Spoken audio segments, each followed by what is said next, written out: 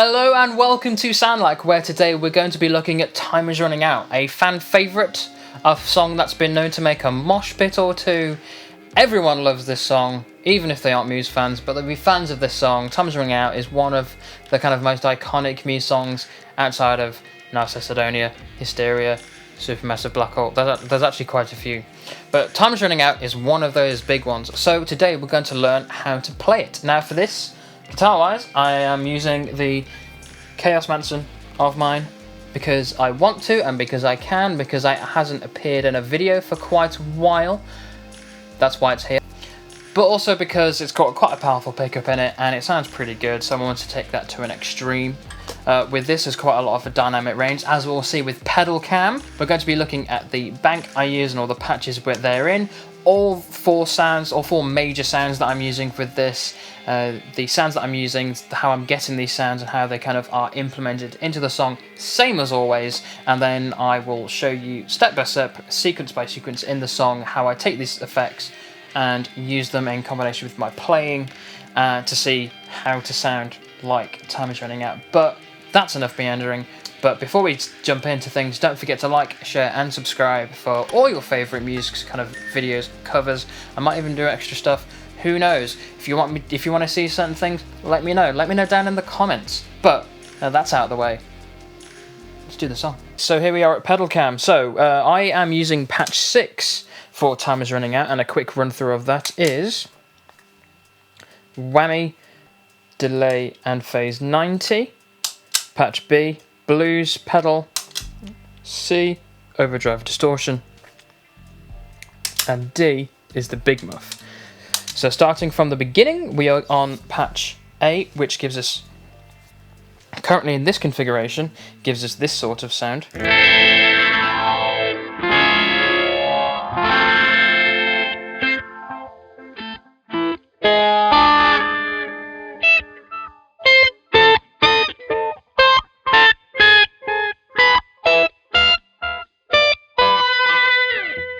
So that is used for the kind of the intro-y sound, but then for the kind of the solo-y bit, we just take it down to the octave down section for the that sort of sound, just to bring the mood a little bit, darker. The patch B for the blues pedal, the gain is all the way up. I have currently set up on this, and it sounds like this.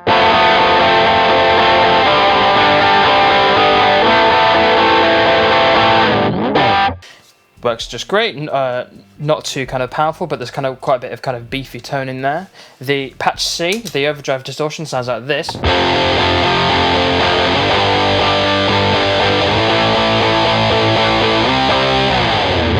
A lot of distortion, a lot of power right there. And finally over at D, the big muff goes a little bit like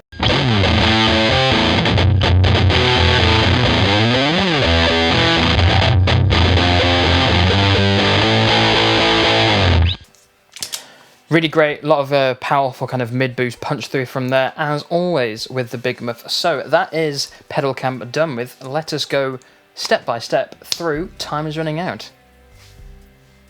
Right, so for the beginning of Time Is Running Out, the setup is patch A, which is the whammy in the octave harmony up, the phase 90 and the delay. Now there are two ways you can have the delay for this specific section. Let's see, either with a longer delay, kind of going with the kind of quarter notes of the song, I believe. I think they're quarter notes or eighth. It's either quarter or eighth, and then whatever. And so it will sound. So the longer notes will sound like this.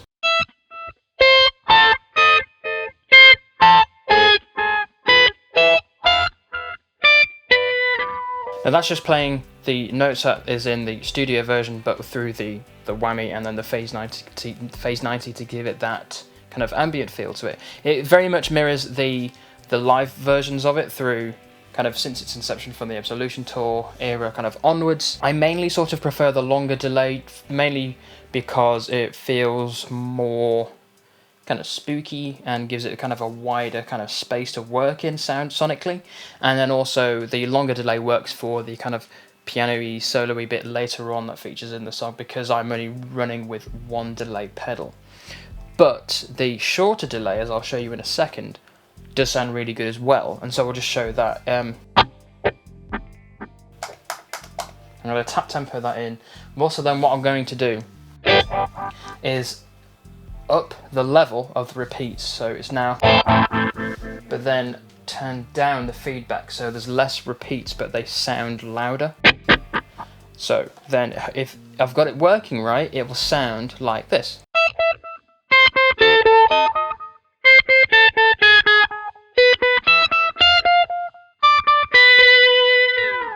It should probably sound either faster or slower than that, but you get the idea. The repeats are a lot quicker than the original version. Then this mirrors kind of the more recent live performances of this. I do really like that sound, but as I said before, the way that this is set up with particularly with the level and the feedback being slightly altered from what it was previously, where effectively they were both at kind of 12 o'clock, which is where they usually sit on my board. It doesn't, even though I could tap tempo it slower, I would need to manually alter those settings on there. So if I had two delays to work with, I would, very much kind of dip with both to have different, more contrasting sounds. I go with the shorter delay at the beginning for the, and then the longer one later on. The longer one because I prefer, as I've said before, because it gives you that more kind of bigger space to kind of feel within. I just prefer kind of longer, more sweeping delays to kind of fit in with a more spooky atmosphere than a shorter one, which kind of makes it feel kind of very boxed in. But the way that a short delay works with this song sounds really good. Anyway, those are two options that you work with. So you just play that twice through the song until you get to the kind of the pre-chorus.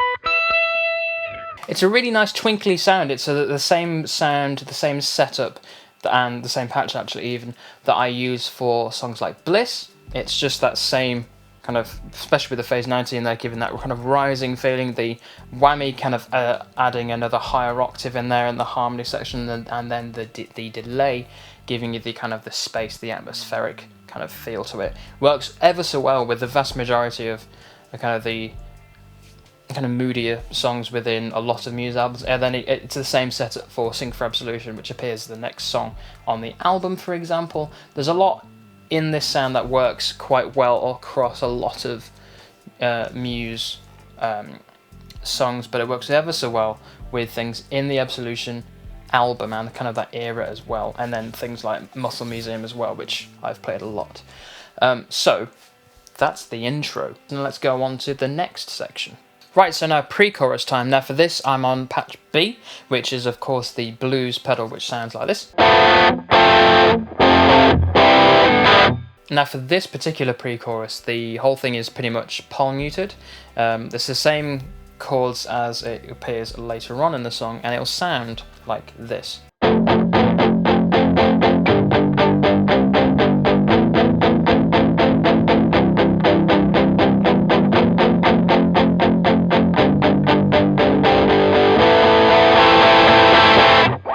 Pretty simple, pretty straightforward. Gain is all the way up on the pedal, so it's offering quite a bit of crunch. The tone on it, the actual kind of the tone control on it, at the moment currently is on at like 3 o'clock, but it's really up to you how you want to kind of manipulate that sound. We could turn it up, make it sound a bit crisper, which would make it sound more like this.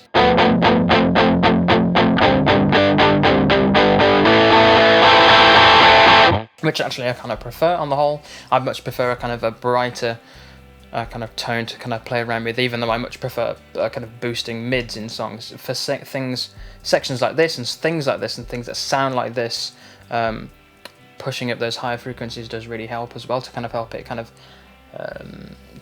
come through in a mix, because the palm muting adds a lot of kind of mid sections and dulls the tone to compensate with a bit of extra high end. Does help.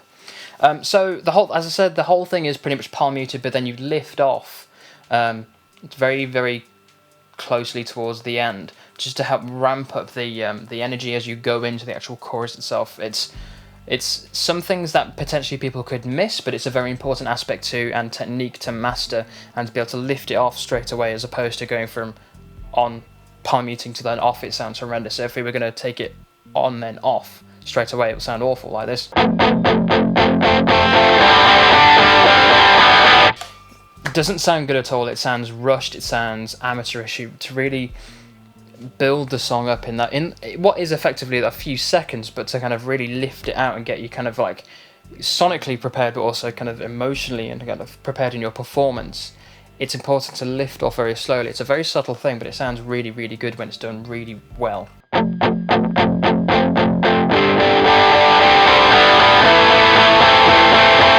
And then the whole time, after you've properly lifted off, you can ramp up the energy that you're putting into your picking arm to really bring out that performance. The way to contrast that is to have a kind of a low energy when you are picking with the palm muting, so it offers more of a contrast, more dynamic range. In a lot of Muse songs, particularly because the genres they play are quite far-reaching, dynamic range really does help to bring those sorts of things out. A big example is Butterflies and Hurricanes, to go from the kind of the quieter bits to the huge chorus and the big riff and so on. Similarly with Citizen Erased. What else kind of goes on? Take a Bow is a pretty good one for dynamic range. That song just constantly ramps up. Similarly, sorts of things with like Knights of Sardonia, City of Delusion, and other things like that. It works really well to kind of bring a whole kind of quiet, loud section into it, and playing around with how you're physically, literally playing the guitar and how you're kind of using this phrasing. Little things like ramping, like rolling off your palm muting and increasing the amount of power, literal power you're putting into your picking, really does help to ramp up those things as well. So it's something I would really suggest.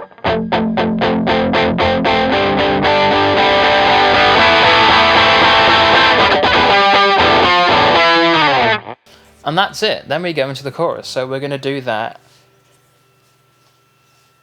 now. Chorus time. So for this, we come straight out of the pre-chorus and go into the kind of descending octave bit. You can really choose between to use this tone, which is the overdrive distortion with your main distortion for this song, as for that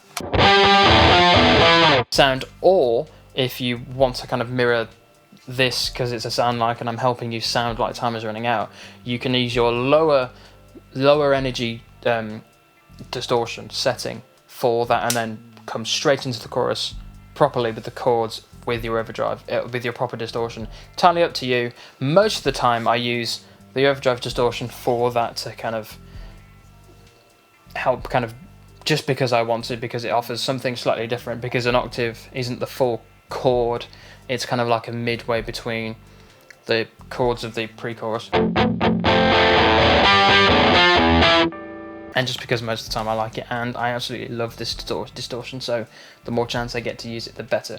It's just something for you to consider, just to ask, what distortions should I be using for these sections? If you've got the luxury of multiple distortions, just helps. Just think about what you're using.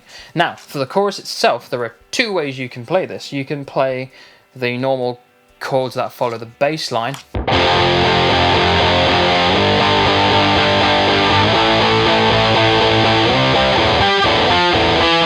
Or you can play what is in the studio version, which is mostly played live.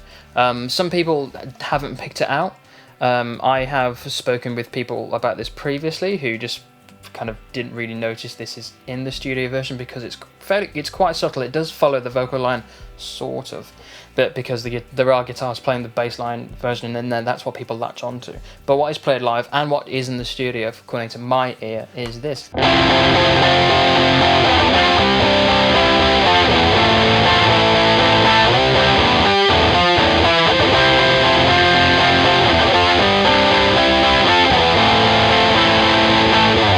Both are good. I much prefer the second version just because it's a little bit different. It is different from what the bass is playing. So to have something that's playing differently from what the bass is doing offers more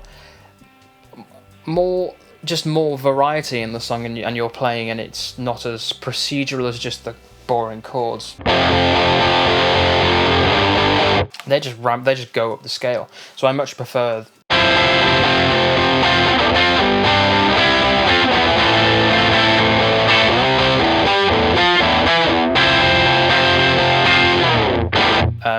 Those chords can be found in the official tab books, but they may not appear in online tabs on like Ultimate Guitar or so on, and I'm not sure what's in the Muse wiki site under the tablature for Time Is Running Out. I haven't checked it because I learned this song ages ago from a proper tab book.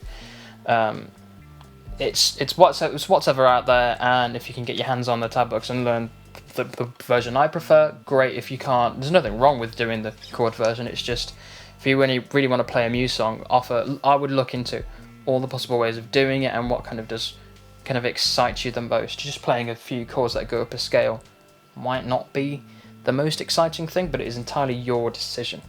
So that chorus is the same and mirrored the exact same way throughout all the choruses that are in this song. So that we can take that as read, so we can now look at the bridge section, which now goes over to the big muff. Okay, so after that first chorus comes the kind of like mid breakdown bit, which goes like this.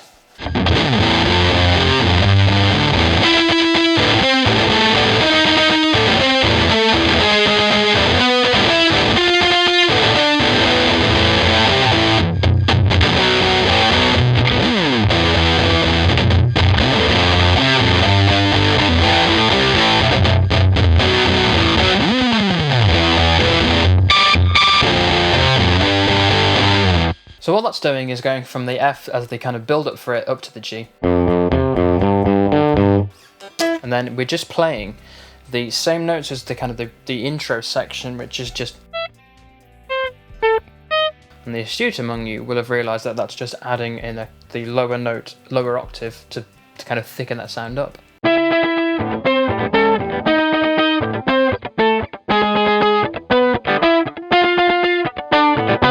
So this is just another example of taking pre-existing stuff, altering the playing slightly, and altering the way you're performing it, which, for example, could just be the phrasing, could be the timing, could be whatever. Adding those kind of the fast drumming and the flair, so it really changes it up, and adding the big muff, as I've done for this particular part of the song, really does bring it out.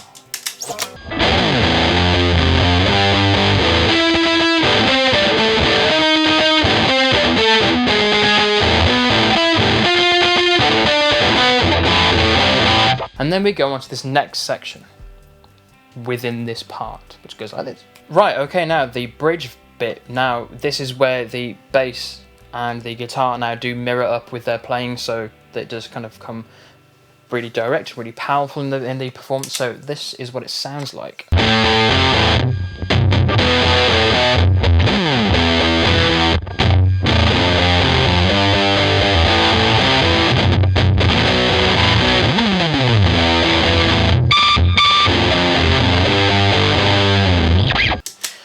There's a few variations you can play that. You can just play the single notes, or you can kind of lean more towards playing the fifths, just kind of give a bit more meat and kind of depth to the chord, to the notes you're playing. So either are good.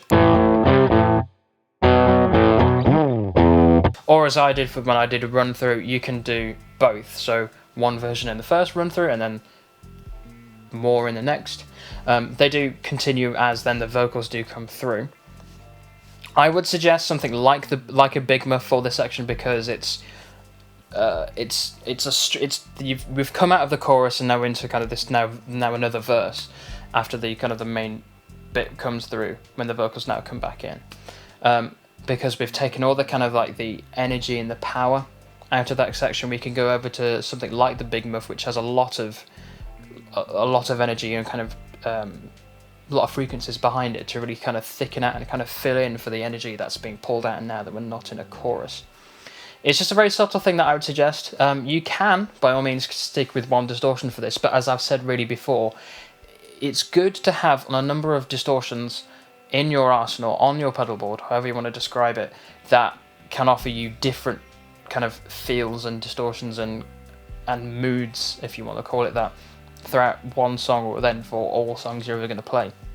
It's good to have that range in there, and because this section isn't that long, to kind of come in with a big over the top pedal like a big muff really does help to kind of meet that demand, really. So that's why I'd suggest something crazy like a big muff. Something like more hard hitting, like my prime distortion, for example, isn't right at all, because it's it's got too much kind of high end for it and not the kind of level of low end grunt that I want, and the Big Muff feels exactly what that is.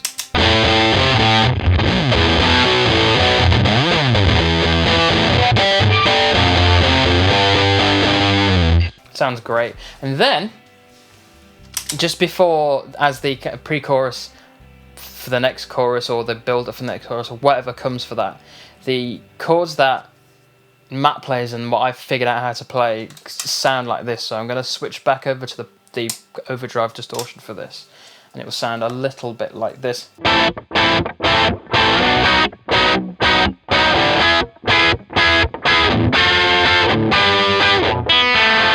And then it goes into the pre-chorus. So it is part of this kind of like verse, I guess, technically. Those chords are A minor, B major, E, F, and G. I've had a lot of people over the years ask me what those chords are, and I can now say on a video, here they are. So it's A minor, B, E, F, G. Or if you want to transpose it to kind of normal, kind of fuller chords.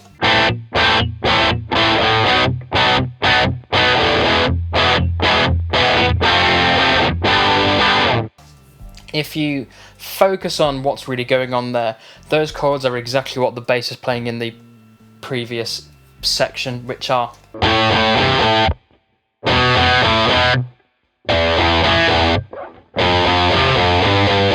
A minor, B, E, that's just a bounce on an octave, F, and those will bounce on the fifths. It's exactly the same chords, it's not playing something wildly different, it's just changing the phrasing and the approach for the same chords. It's not reinventing anything, it's not Matt being spontaneously creative, it's the exact same stuff, just presented ever so slightly differently, which is really good and a helpful tool for your playing. If you want to start improvising over stuff, if you want to start adding your own flair to stuff, it's good to just lean on what already exists and altering it slightly. So that's that little secret, that's what's going in there, that's what's going to take us in to the next section, which is this. So now it's time to go on to the section after the second chorus, which is kind of that breakdown, another breakdown section, which just goes like this.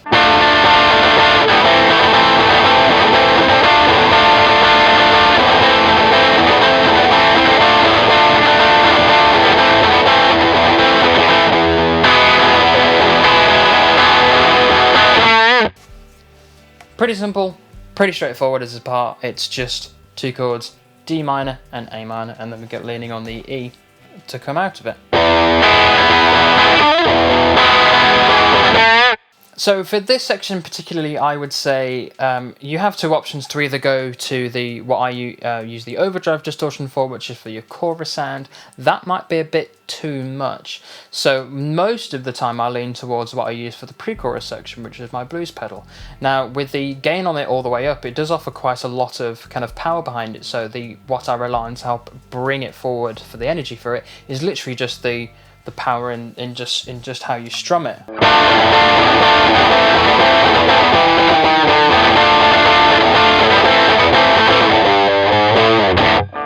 That's the kind of the little secret for it. The overdrive distortion, the way it is set up, the way that I have a chorus distortion sound for this, is just too much the other way. It can work just really depending upon my mood, but most of the time I don't really go with it. It's fine, but it just loses a little bit too much definition and detail in the high end for it, because it's so punchy. You want those, from eyes, kind of the way I see it, you want those transients to stand out so much, so you just want to rely on something that's giving quite a bit of high end, not too much kind of muffly grit to it, and something that you can really control the sound of a lot easier. So a low level crunching pedal like this blues pedal, like this blues driver pedal, works really great for what I want.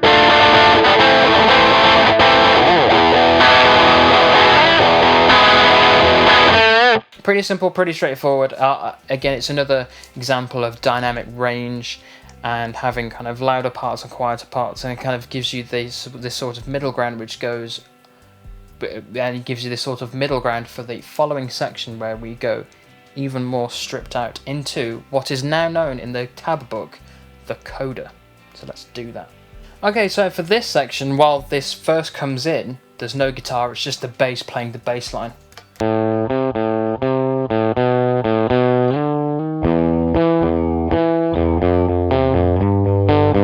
That's pretty simple, pretty straightforward. So while that's going on, there's no guitar. And then for when the guitar comes in, we go over to patch A.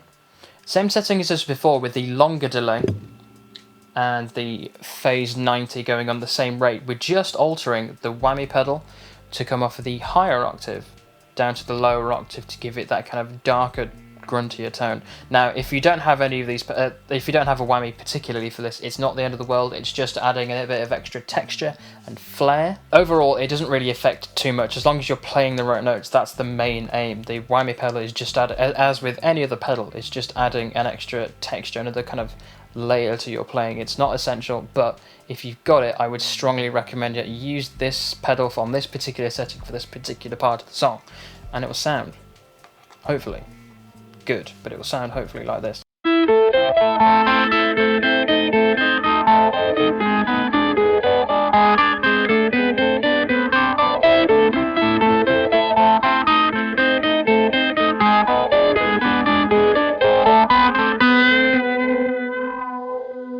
So we have that same rising and falling part from the phase 90, the delay is the exact same settings as the long delay from the intro section, so the same amount of repeats on it and the same level of return from the delay, and then but the whammy pedal shifts it from the higher setting down to the low one. It sounds pretty good with the higher settings. In fact, I think that Matt did use the pedal like this early on in Time Was Running Out's kind of life, especially like 2003.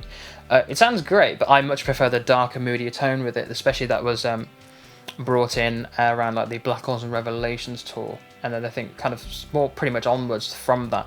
But the higher octave sounds like this.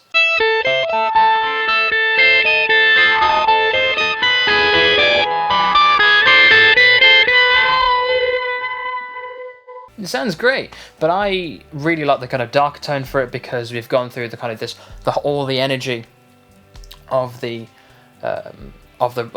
song so far, and to go something that's a bit kind of insular and a bit kind of darker with it, to pull down to a lower octave really speaks volumes to that kind of request to kind of really shift it even more. Again, shifting it, dynamic range, options, variety, same playing, different phrasing. And this kind of helps you achieve that. Again, if you don't have these pedals, it's not the end of the world, but if you've got these sorts of effects at your disposal, use them. Be creative with it. This is only just, as I've said before with a few of these videos, this is just a suggestion. This is just what I do. But use it as a springboard. Use it as an opportunity to think, what can I use my pedals for? And run wild with it. So yeah, that's really what I'd suggest you do with this song and this particular section. It sounds great. I mean, I don't have that approach with some songs like Bliss, for example. I switch over to this setting for the kind of in the middle of the song, just because we're playing kind of fuller notes and for kind of more these kind of triad chords. The lower octave doesn't really work for it.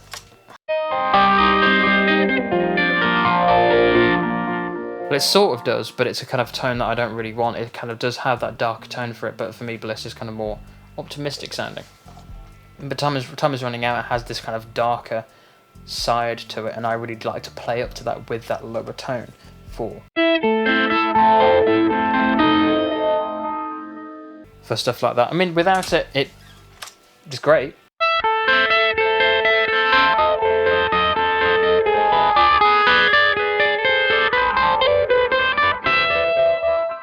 But though, if you've got a whammy, really use it for this section. If you've not got one, think about getting one for this sort of thing. There's so many songs that you can use a whammy for, and this is just another option, another excuse. I'm sure you could find a way to use a whammy for pretty much every single Muse song ever. In fact, I might. So that's that section done, and then after that's done, we go thundering into the kind of the last pre-chorus. Now with this you have two options, which is great. Options are fantastic. You can either go over to patch B, which is the distortion that we've been using for the pre-choruses before, again, but there's no palm muting. We want full power from your strumming and from the pedal itself, so we just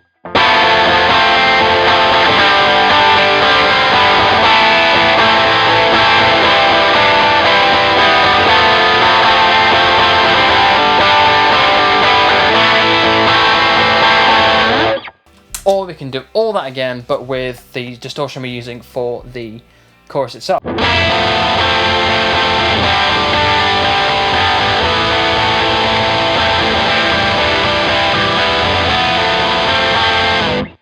Completely up to you. I would suggest it's only those two options. The kind of the big muff tone is so extreme, it sounds awful and muddy, and as I've said before with a few of these videos, big muff sounds awful with chords unless you can somehow make it work. But this, it would be awful. That's just a sea of mud and no one would like it apart from crazy people. Which you might be super into pedal, so if you like that, go crazy with it, but I don't think it works. I much prefer a big muff for individual singular notes to really cut through. Most of the time I do go with the blues driver pedal for this, again, because it gives you a springboard to go into the chorus with your bigger distortion, but sometimes the mood takes me and I want to go with the full fat distortion of what I use for the chorus, just to go with from the beginning. Entirely up to you. Same chords as normally with the pre-chorus, but you're just not palm muting, you're just really going for it.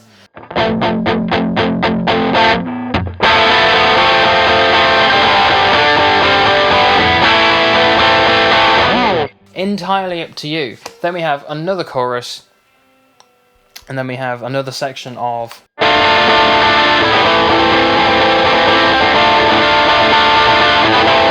exactly the same as before. We had the coda.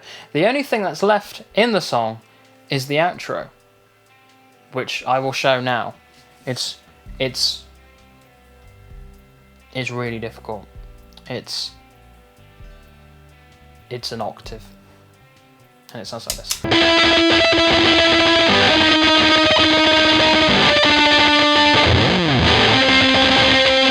Really difficult, right? There are two options you can play this. You can do, well, you know, there's more than two, there's loads. I kind of flip between quite a lot. You can do it that way, or at the very end, instead of doing this C octave. What I like to do is go into what kind of appears earlier on in the song with that kind of breakdown section and just do a...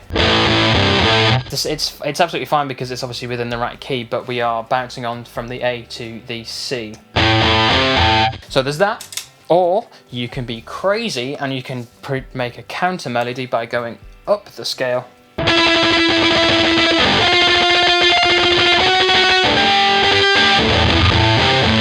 Which is what Matt did in the Wembley Stadium gig in 2007.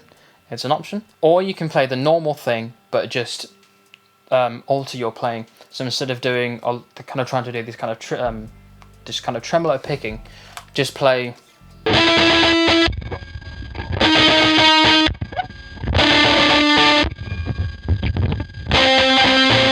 Entirely up to you if you want to do that. This is just a few options of the plethora of ways you could do it. You could take it to the other extreme and just go with lower notes.